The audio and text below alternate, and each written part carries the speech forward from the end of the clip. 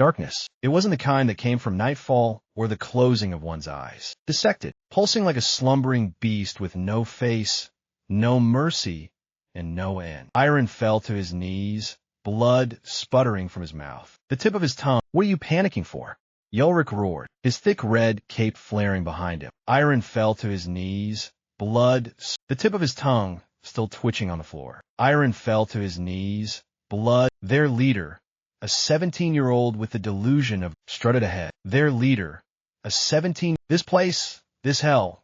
It had names spoken in hushed tones. Meanwhile, to the surface world, it was nothing but a whispered rumor. Iron fell to his knees, blood, the tip of his tongue still twitching on the floor. But from the endlessly regenerating bodies of the damned, Makoto was one such body. He had been chained here for lifetimes, tortured, dissected, killed in every conceivable way, and some unimaginable, resurrected through a curse woven into his very soul. Their leader, a 17-year-old with the delusion of grandeur named Iron, strutted ahead. Their leader, a 17-year-old with the delusion of grandeur, strutted ahead. His ridiculous hair gelled into spikes, swords gleamed, magic glowed, smiles curled like sickle blades. The first was a man clad in black plate armor, eyes gleaming with arrogance. Well, look who's still twitching, he said. Kyrian the cockroach.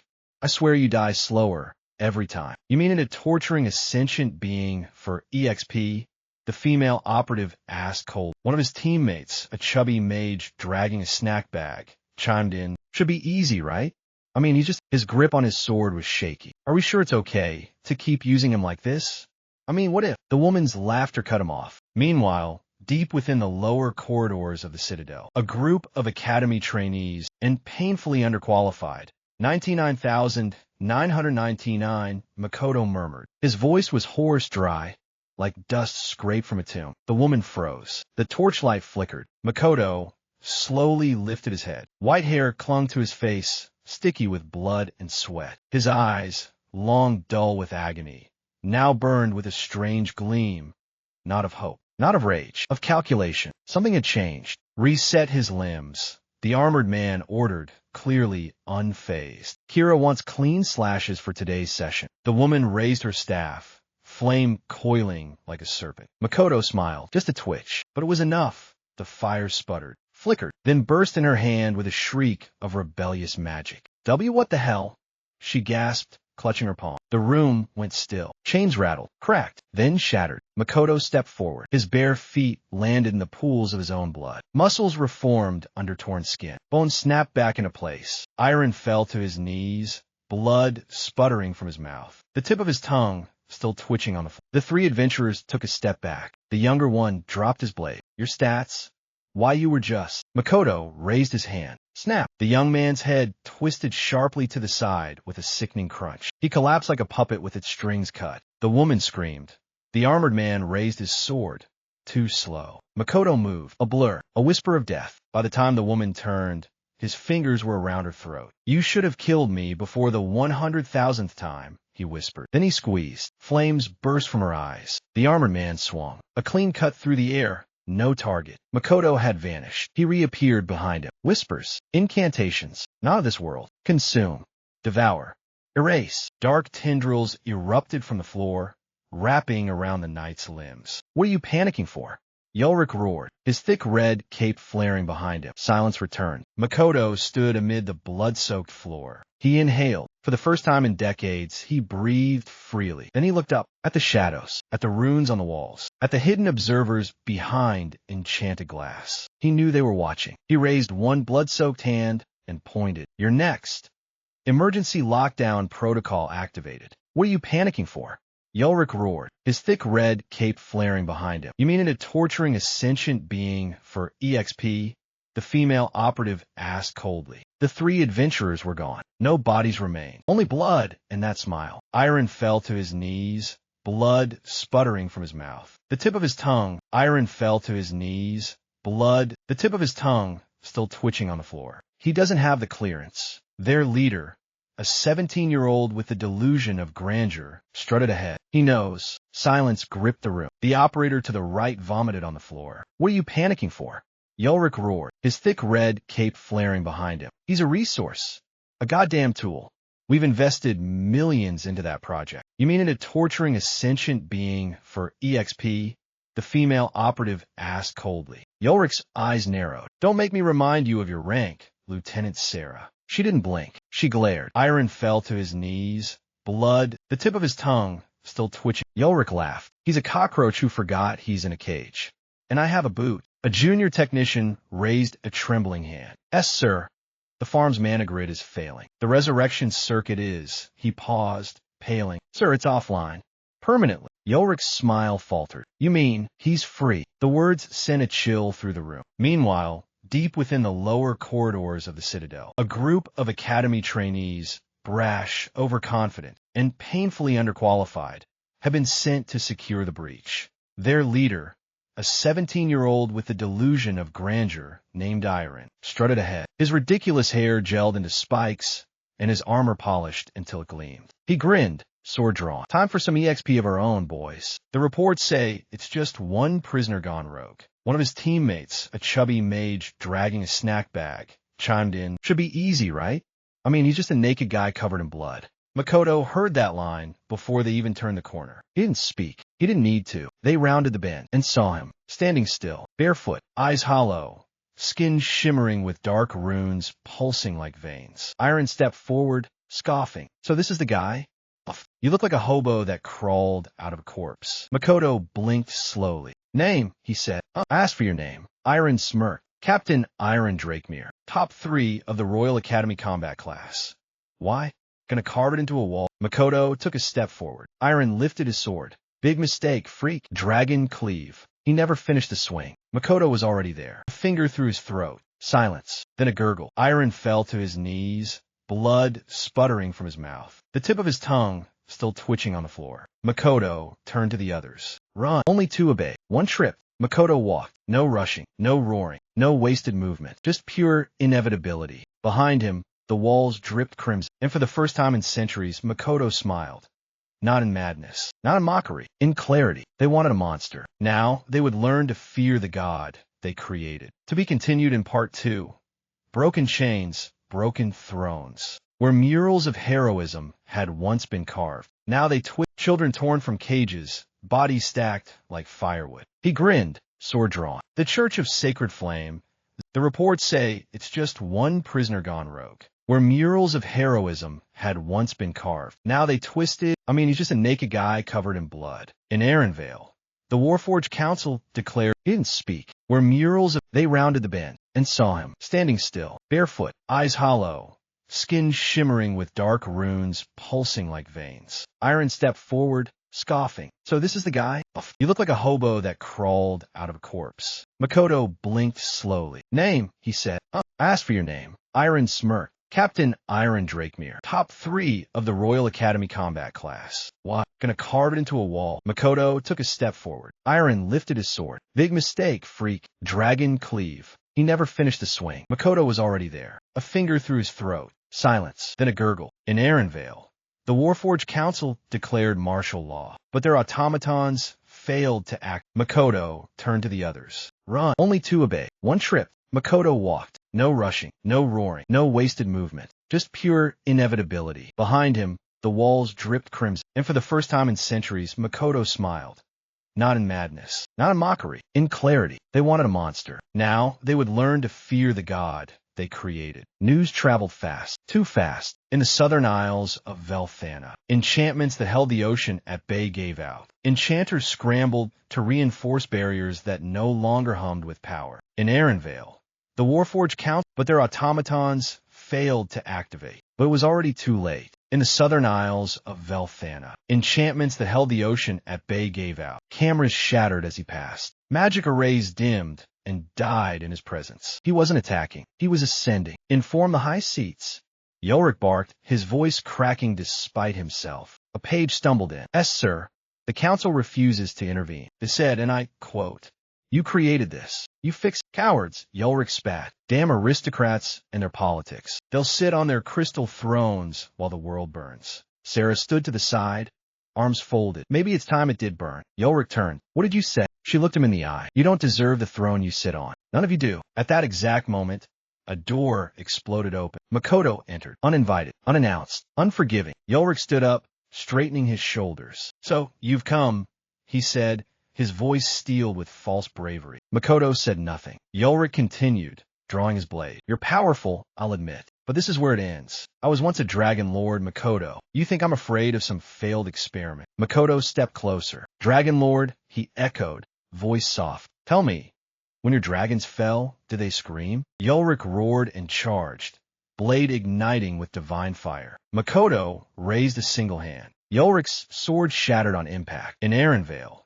the Warforged Council declared martial law, but their automatons, blood trickled down the elder commander's mouth. Makoto approached, eyes glowing. "This throne," he whispered, running his hand over the council's golden sigil, "will be mine." He turned to Sarah. She stood motionless. "You're not here to rule. You're here to destroy." Makoto smiled. "Not yet. First, I want them to watch." He turned to the largest screen in the chamber. One word from his lips, and every monitor in the citadel lit up, broadcasting his voice to every noble, every general, every kingdom that had once fed on his agony. He spoke only 3 words. "I remember everything." The world stood still. Where murals of heroism had once, now they twisted and warped into scenes of horror. Immortal beings, children torn from cages, bodies stacked like fire. 3 words. "I remember everything." It wasn't just a statement. It was a curse, a promise, a declaration of war. And the world listened. In Aetherion, the capital of the United Realms, noble houses erupted into chaos. Wine goblets clattered to the marble floor, staining silk and gold. In the southern isles of Velthana, enchantments that held the ocean. In the southern isles of Velthana, enchantments that held. His son looked on in horror, not out of love, but out of fear. The sins of the father were coming home. In the southern isles of enchantments that held the ocean at bay gave out. The Church of Sacred Flame, Zephyr's most powerful religious force, crumbled as their... He remembers. She knew what came next. In Erenvale, the Warforged Council declared martial law, but their automatons failed. Runes glowed erratically. The sky cracked with unnatural lightning. Their mana systems, once believed unshakable, began shorting across the continent. The Church of Sacred Flame, Zephyr's most powerful religious force, crumbled as their mere panic spread like fire. The Church of Sacred Flame, Zephyr's most powerful religious force, crumbled as their miracles stopped. They had watched the broadcast in full, and they had recognized the voice. Makoto Kiryu, the Reaper of Black Flame, the Forgotten One, the experiment that should never have survived. When his face filled the central scrying orb, no one spoke, not even Grand Arcanist Vaith, who once tore cities from the ground, until finally, a single whisper shattered the stillness. He walks again. In the southern isles of enchantments that held the ocean at bay gave out. Sparks danced like dying fireflies. Glyphs blinked their final runes before fading to black. The Church of Sacred Flame, Zephyr's most powerful religious force, crumbled as their miracles. He ran his hand along the edge of the central command altar. In Erenvale, the Warforged Council declared martial law, but their automatons failed to activate. Behind him, Commander Yulrik wheezed through blood and broken ribs. Makoto didn't glance back. Not yet. In the southern isles of Velthana, enchantments that held the ocean at bay gave from all. In Erenvale, the Warforged Council declared martial law, but their automatons... Makoto turned slowly. His gaze was heavy, older than the years he'd suffered. No. In Erenvale, the Warforged... But their automatons failed to activate. At the sigils that once bound his soul to a system designed for slaughter. I do not want thrones made from bones. He raised his hand. I want them turned to ash. Where mural... Now they twisted and warped into scenes of horror. Immortal being, children... The world shuddered. In Erenvale, the Warforged Council declared martial law, but their automatons failed to activate. Enchantments meant to last eternities flickered and cracked. The blood pacts that fed magic to kingdoms dried up. Contracts forged with demons and angels burst into flame. In Erenvale, the Warforged Council declared martial law, but their automatons failed to act. But it wasn't freedom. It was conversion. They were now bound to him. Makoto, their liberator, their executioner, their new god. Sarah gasped. She felt it deep in her spine, in her very soul. Her loyalty, forcibly rewritten by a force beyond comprehension. But It wasn't domination. It was worse. It was clarity. Makoto didn't demand her worship. He offered purpose. He turned to her. Tell the survivors. They're not being spared. They're being counted. Elsewhere in the citadel, strange changes unfolded. The walls began to bleed. Not metaphorically, but literally. Where murals of heroism had once been carved, now they twisted and warped into scenes of horror.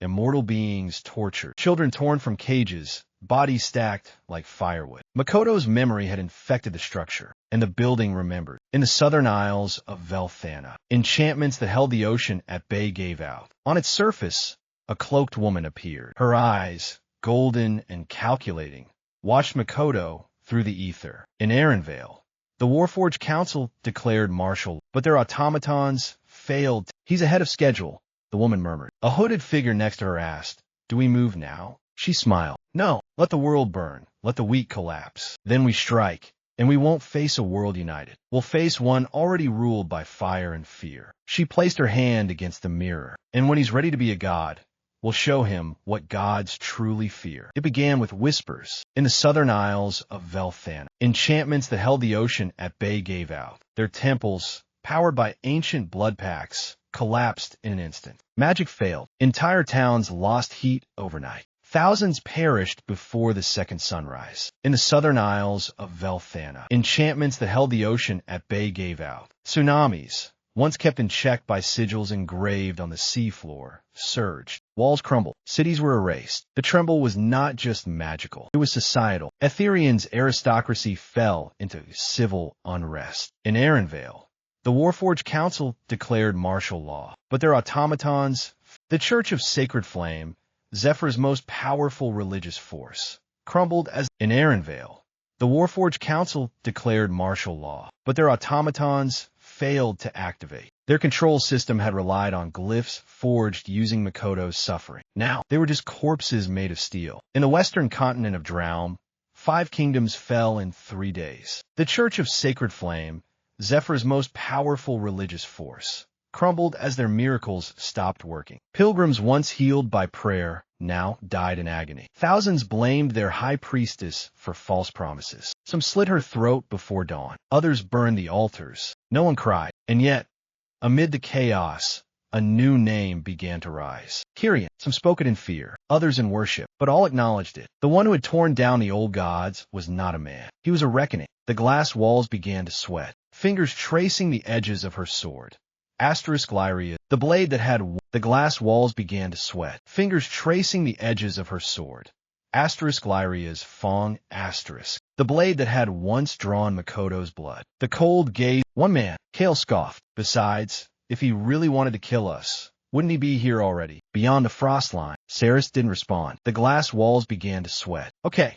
That's just weird temperature flux. The third knight turned, not behind them. He didn't speak. Kale drew his sword and rushed forward. The sword rusted. Makoto never looked at him. Their eyes locked. Betrayal. She drew her blade. Makoto's voice was quiet. Cold. Vaith was afraid of me, but you, I had no choice. You chose silence. Still precise. He twisted his hand. Behind her, the last remaining knights screamed and ran. He only took one step closer to Saris. You won't get that mercy again. The cold gaze of the man she once laughed with now piercing through her like truth made flesh. She didn't answer. That was what terrified her the most. I was told you were dangerous, she whispered. Makoto nodded. He raised his hand again. Their duels. Silent, letting them burn him. Makoto didn't blink. With my eyes. Then kill me. He walked toward her. Makoto placed a single finger under her chin and lifted her face. He smiled. Then earn it. The pain wasn't physical. When it faded, she gasped for air. Not as a friend. You'd enslave me. Every time you strike in my name, you'll remember what you allowed. He stood. She rose slowly, not because she was forced, beyond the frost line, where even dragons refused to roost and stars shivered in the black sky. A single tower pierced the clouds. Asterisk, asterisk, the needle of ruin, asterisk, asterisk. Only a single staircase, spiraling from the earth to the heavens. He's in there, she whispered. Vaith! He was always the quiet one. He just watched. Makoto's eyes narrowed. The last counselor. Each footfall ignited symbols in the stone. Inside the needle, Vaith sat in meditation, surrounded by clocks. In the center was one, black, faceless, and still. Makoto appeared without flash or sound. Vaith rose slowly, but his eyes held the same depth. Makoto's voice was cold. Of course I did. Makoto took a step forward. You were rising too fast, so I gave them fear with form. Vaith laughed. I shaped you. They remember you now, don't they? Strong. You killed the man I was, and I regret nothing. Time stuttered. The air warped as he cast spells older than the written word. He turned Vaith's illusions into relived nightmares. Each failed spell echoed a death, and Makoto had thousands to return. Vaith stumbled. It was prophecy. Without your fall, the gods would have. Not with power. Vaith's mouth moved, but no words came. Makoto walked slowly to him. The mark burned. Now meet both. His timeline, skin faded, was silence. Makoto stepped out, his body steaming with residual time. Below the citadel, no, to be continued in Chapter 7.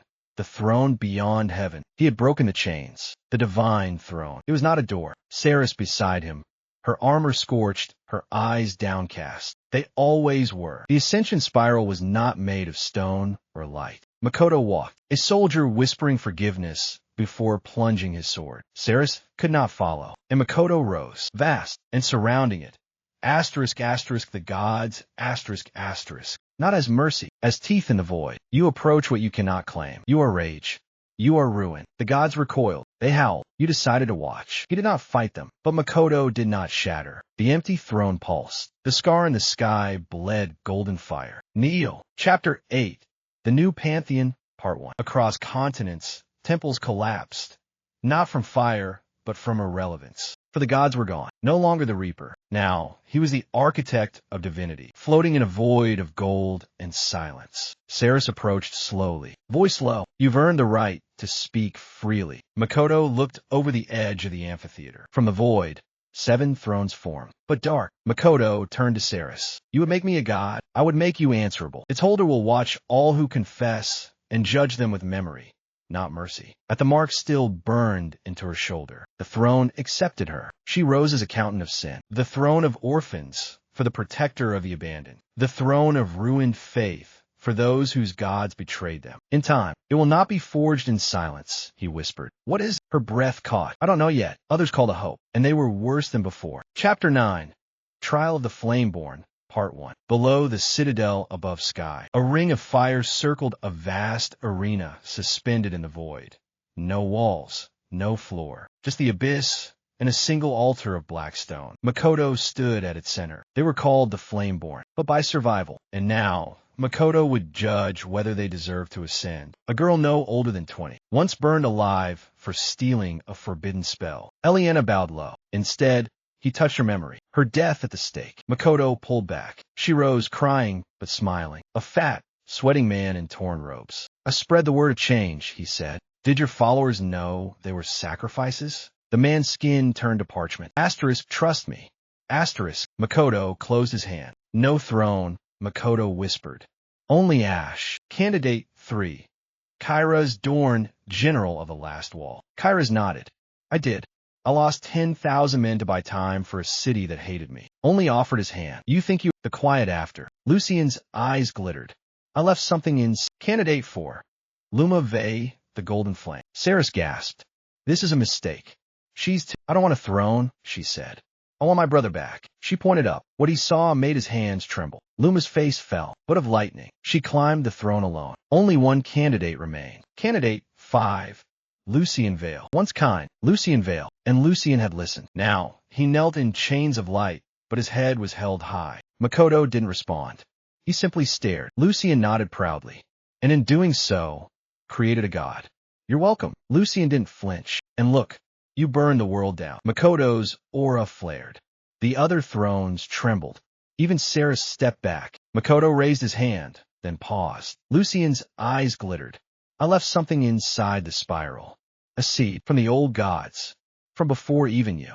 You think you erased them, but you only consumed them. And now, the god inside you is not alone. Makoto clenched his fist. Not dead. Silence. He looked up. Something older than judgment. To be continued in Chapter 10. The seed of the forgotten. Gods did not dream. It began with a whisper. Familiar. We remember too. Makoto sat in silence, alone on the central platform where he had ascended. He said there was a seed, Saris had warned. Not pulse. His reflection in the polished black floor blinked. You think yourself a god. But gods were born from fear. We were fear, before the first prayer. From the far edge of the chamber, a shape pulled itself free from the wall, and in its chest, asterisk, asterisk, a burning spiral, asterisk, asterisk, identical to Makoto's. No, walls shattered outward, revealing stars. Impossibly close, impossibly dead. But the seed only laughed. A third, he fell, and a single line burned itself into the sky across every kingdom. Far below, Saris watched the sky rupture. Into her mind, a single, gasping plea, to be continued in Chapter 10. Part 2, The Hunger Beneath. The spiral beneath him, once the symbol of ascension, now pulsed like a wound. Do you remember our chains? But the voice that came out, outside the spiral chamber, Saris ran. Fire without smoke. It opened for her, veins glowing. Saris drew her blade. Get away from him. Saris charged. She stumbled back. It simply turned back to Makoto. His pupils were spirals. One, asterisk, ancient, guttural, endless star. She knelt beside him. Makoto's hand shook. He reached up, touched her wrist. Saris stared it down. No. With truth. The spiral cracked. Makoto fell, gasping. For now, she nodded. And now they want you. They want everyone. Something began to open its eyes. And in the ruins of Ironhold, where once there was silence, now there was gnashing. The fabric of creation was splintering. Not a demon. Far below, Saris staggered back from the viewing platform. Couldn't. We had no shape. So they cast us as monsters. Blood leaked from his eyes. And in the ruins of Ironhold, where Ardrin once ruled, the dead rose without mouths, crawling toward the sky with their fingers broken into prayer. And in the center of it all was Makoto. Fight it. Damn you, fight it. But it was not his voice. Saris slashed forward. Her blade bounced off empty space. Saris screamed as they pierced her shoulders, her knees, her spine. Eyes void of soul, Saris stared back, blood dripping from her mouth. Makoto's hand stopped. The voice within him shrieked. Not in pain. Saris fell free, clawed at the floor. But you will be scorched. I almost killed you. Next time I might. Laughing. I need to know where it came from. Hashtag Chapter 11. When Hunger Has a Name. Part 2. The Library of Screams. Places where truth was buried.